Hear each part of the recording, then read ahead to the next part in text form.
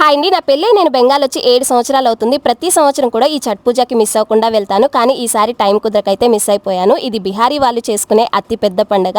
మాకైతే ఛట్ పూజ నుంచి ప్రసాదం అయితే వచ్చేసింది. రకరకాల మతాల వాళ్ళు ఉంటారు. బెంగాలీ, మరాఠీ, హిందుస్థానీ, బిహారీ, ఒడియా, మన తెలుగు వాళ్ళు ఒక్కరు కాదు, చాలా రకాల మతాల వాళ్ళు అయితే ఉంటారు. ప్రతి పండుగని కూడా చాలా పెద్దగా సెలబ్రేట్ చేసుకుంటారు. ఛట్ పూజకి మాకు ప్రతి సంవత్సరం కూడా ఇలా ప్రసాదం వస్తూ ఉంటుంది. మా మామయ్య వాళ్ళు చిన్నప్పటి నుంచి కూడా ఇలా ఛట్ పూజకి అయితే డబ్బులు ఇస్తూ ఉంటారు. సో వాళ్ళైతే ఛట్ పూజ అయిపోయిన తర్వాత ఇలా మాకు ప్రసాదం అయితే తీసుకొచ్చి ఇస్తారు. బిహారీ వాళ్ళు 2 రోజుల పాటు చాలా కఠినంగా ఈ ఛట్ పూజ అయితే చేస్తారు. కనీసం పచ్చి మంచినీళ్ళు కూడా తాగరు, ఉమ్మైనా మింగరు.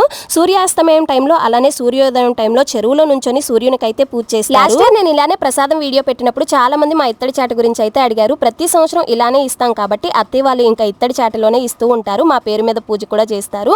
ఇలా నార్మల్ చాట ఇస్తారు, కానీ నార్మల్ చాట అత్తయ్య ఎవరికైనా ఇచ్చేస్తారనమాట. ఇత్తడి చాట అయితే ఇంకా మా దగ్గరే ఉంటుంది. వీడియో నచ్చితే లైక్ చేయండి, ఛానల్ని సబ్స్క్రైబ్ చేసుకోండి.